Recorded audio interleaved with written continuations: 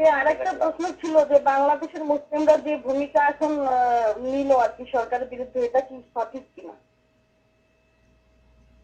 জুলুম সম্পর্কে আজকের আলোচনা যদি ভালো করে শুনে থাকেন তো আশা করি স্পষ্ট যে জুলুম হতে পারে, নিশ্চয়ই জুলুম, কিন্তু জুলমের প্রতিরোধ জুলুম দিয়ে করা যায় না।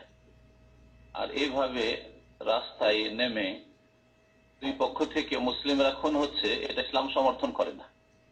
এই ক্ষেত্রে ধৈর্য ধারণ করতে হবে, আল্লাহ পাকের কাছে দোয়া করতে হবে। আর একজন দুইজনের প্রাণ যাওয়া 1000 জনের প্রাণ যাওয়ার চাইতে ভালো। আল্লাহ পাক রব্বুল আলামিন যারা মজলুম তাদের জুলুম দূর করুক, আর যারা জালেম তাদেরকে আল্লাহ পাক হেদায়েত দান করুক। আমার আলোচনাতে আশা করি যদি শুরু থেকে শেষ পর্যন্ত শুনে থাকেন তাহলে বোঝার চেষ্টা করবেন যে তাতে বলা হয়েছে যে এইরকম রাস্তাঘাটে বেরিয়ে এদিকে মুসলিমকে মারছে দুই পক্ষ থেকে, এটা কোনো মতেই জায়েজ নয় শরীয়তে। এগুলো পশ্চিমারা শিখিয়েছে, ওদিন আসার যাদের কাছে দিন ইসলাম নেই তারা শিখিয়েছে, দিন ইসলাম শিখাই না। আল্লাহ পাক এক কথায় সৎ লোকদের হেফাজত করেন, ভালো মানুষদের হেফাজত করেন, আর জালেমদেরকে অসৎ লোকদেরকে হেদায়েত দেন।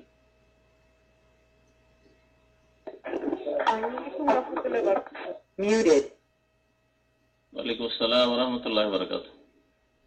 আসসালামু আলাইকুম ভাই, আমার আরেকটা প্রশ্ন ভাই, যে ব্লগাররা যে ইন্টারনেটে নবী রাসূলদের সম্বন্ধে যা তা লিখছেন বর্তমানে বাংলাদেশ থেকে, এবং তাদেরকে সরকার সহযোগিতা করছেন, তাদেরকে শহীদ ঘোষণা করছেন, তারপর এরা যে শাহবাগ চত্বরে মিছিল মিটিং করছে, এক্ষেত্রে এটার জন্য আমরা সাধারণ মুসলমানরা কি করতে পারি? এভাবে যে নবী রাসূলদের অবমাননা করে লিখছেন, সেটা নিয়ে গান বাজনা হচ্ছে, সেখানে সরকার সহযোগিতা দিচ্ছেন, সেখানে আমাদের কি করণীয়?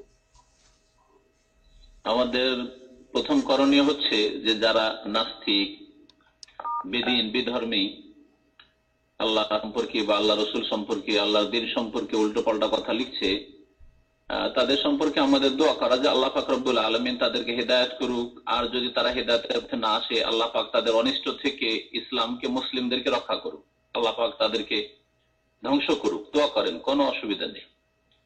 আল্লাহ পাক রব্বুল আলামিন দোয়া করার অনুমতি দিয়েছেন, নবী করিম সাল্লাল্লাহু আলাইহি ওয়াসাল্লাম বদ্দুয়া দিয়েছেন, কাফের, ফাসিক, বেদিনদেরকে বদ্দুয়া দিয়েছেন। একটি কাজ করেন। 2 নম্বর কাজ হচ্ছে প্রতিবাদ করা, লিখিত হবে। তারা শিরক কুফরি লিখছে বা আল্লাহর দ্বীন, আল্লাহ রাসূলের বিরুদ্ধে লিখছে, আপনারা লিখেন, দ্বীন ইসলামের কথা, তাওহীদের কথা লিখেন, এইভাবে অন্যায়ের প্রতিবাদ করেন। অন্যায়ের প্রতিবাদের 3টে স্তর আছে। একটা হচ্ছে বল প্রয়োগ করা। বল প্রয়োগ করা এটা হচ্ছে সরকারের কাজ। আমরা বল প্রয়োগ করে যারা এইসব অন্যায় কথা লিখছে বা বলছে তাদেরকে মেরে দিলাম, এতে ক্ষয়ক্ষতি বেশি হবে। সুতরাং এই পথটা আমাদের জন্য খোলা নেই, এই পথটা সরকারের সামনে খোলা আছে।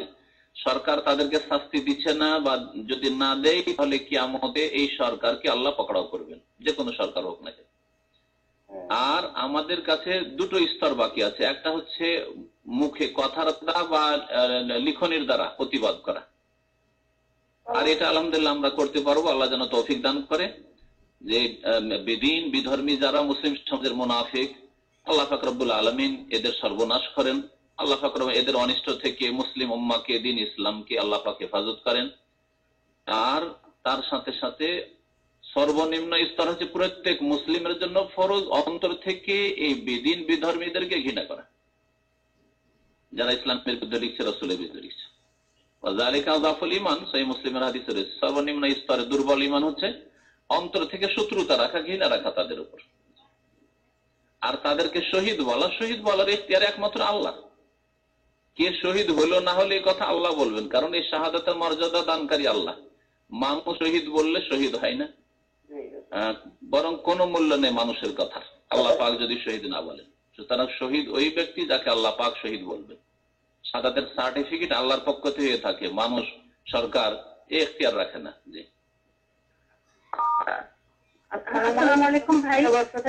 তাহলে কি এই যে আমরা যে আগে কিছু হাদিস শুনেছি যে হাত দিয়ে বাধা দেয়া, সব ওইরকম যদি সম্ভব না হয় তাহলে মুখ দিয়ে বাধা দেয়া, না হলে ঘৃণা করা, এই ব্যাপারটা তাহলে এখানে কি আসবে নাকি আসবে না?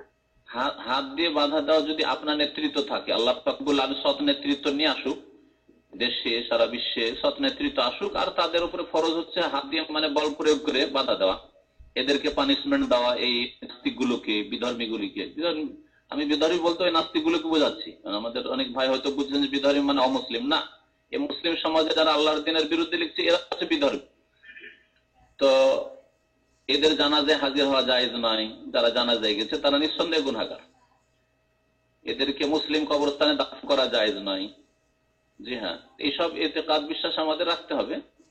আর যেটা বললাম যে বল প্রয়োগের যে কাজটা সেটা সরকারের কাজ, রাষ্ট্রীয় পর্যায়ে। আর আপনার বাড়িতে আপনি বল প্রয়োগ করবেন, আপনার ছেলে মেয়েদের বল প্রয়োগ করবেন, স্বামী স্ত্রীর বল প্রয়োগ করবে, যদি এই ইসলামের বাইরে চলে যায় অধীনস্থ ব্যক্তিদের বল প্রয়োগ করা যাবে। কিন্তু যারা আমাদের আন্ডারে নেই, আমাদের ক্ষমতা নেই যে সেখানে বল প্রয়োগ করবেন, রাস্তায় গিয়ে মেরে দিবেন, তার বাড়িতে গিয়ে মেরে দিবেন, এইরকম করবেন। আপনি একজনকে মারবেন, ওরা 10 জনকে মেরে দিবে, এতে ফিতনা ফাসাদ বিপর্যয় সৃষ্টি হবে। ফিতনা তো আসাধ্য মিনাল কাতল, আর এই ফিতনা খুন করার চাইতে মারাত্মক। এই ফিতনা জায়েজ নয় যে গৃহযুদ্ধ শুরু হয়ে যায়, গৃহযুদ্ধ জায়েজ নয়, এতে শান্তিও নেই, কোনো দেশে শান্তি নেই। এই জন্য বললাম যে 3টা স্তরের কথা বললেন, দ্বিতীয় স্তরটা আমাদের জন্য কথার দ্বারা বাধা দেওয়া, ওই কথার মধ্যে হচ্ছে লিখনি, লিখে আপনি করেন, প্রতিবাদ জানান, আর বদদুয়া দেন তাদেরকে, এই নাস্তিকগুলোকে বদদুয়া দেন, বেদিনগুলোকে। আর অন্তর থেকে ঘৃণা করা প্রত্যেক মুসলিমের জন্য ফরজ এদের সাথে, এবং অন্তর থেকে ঘৃণার অন্তর্ভুক্ত হচ্ছে তাদের জানাজায় শরীক না হওয়া, তাদের সহযোগিতা না করা। জি। আর আরেকটা প্রশ্ন ভাই, যে মসজিদের ঘরে কালিমা বা কোরআনের আয়াত ঝুলিয়ে রাখা, এটা সম্বন্ধে এটা কি সৌন্দর্যের জন্য যদি কেউ ঝুলিয়ে রাখে সেটা কতটুকু জায়েজ? এটাই আমার শেষ প্রশ্ন। আসসালামু আলাইকুম। সৌন্দর্যের জন্য আল্লাহ পাকের কালাম বা কালেমা ঝুলিয়ে রাখা জায়েজ নাই, এতে অবমাননা, কালেমার অবমাননা, কোরআনী আয়াত বা দুয়ার অবমাননা। সুতরাং অলংকারের জন্য ঝুলিয়ে রাখবে দুয়া বা সূরা, এগুলি জায়েজ নেই। আর যদি এটাকে তাবিজ হিসাবে রাখে যে এর মাধ্যমে আত্মরক্ষা হবে, বাড়ি হেফাজতে থাকবে, সেটাও জায়েজ নাই, কারণ সেটা শিরক। সেই জন্য এইসব বর্জন করাই ভালো। তবে কোন আর একটা দিক আছে, সেটাতে হয়তো জায়েজ করা যেতে পারে, যে কোনো একটা জিনিস হয়তো মুখস্থ হচ্ছে না, সামনে ঝুলিয়ে রাখলো যাতে মুখস্থ হয়ে যায়, বাচ্চাদের মুখস্থ হয়ে যায়, যার বাড়িতে ঢুকার দোয়া, বাড়ি থেকে বের হওয়ার দোয়া, গাড়িতে চড়ার দোয়া, অথবা সকাল সন্ধ্যার কিছু জিকির আজকার আছে, ঝুলিয়ে রাখলো যাতে ছেলে মুখস্থ করে নেয় বা আমরা মুখস্থ করে নিলাম বারবার দেখতে দেখতে। তো এইরকম নিয়তে ঝুলিয়ে রাখা যেতে পারে। এটা তো করে নাকি? জাযাকাল্লাহ খাইরান। আরেকটা সিস্টার মনে প্রশ্ন করতে চাচ্ছিলেন, তো আপনি প্রশ্ন করুন। জাযাকাল্লাহ।